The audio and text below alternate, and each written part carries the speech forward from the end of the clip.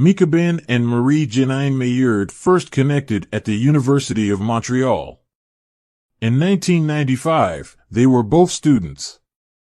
She said, "I studied psychology and communication. We scheduled evenings from 5 to 7. Michael performed music, and he was always happy. He was happy all the time."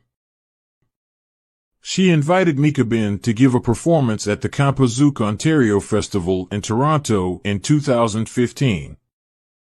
Jennyne Mayard reveals with a sob that she acted as the go-between to connect Mikaben and Drake. Mika stated that she desired for Haitian music to be known abroad. She claimed that he wanted to be among the first Haitians to work with Drake. I wanna feel your body close to mine.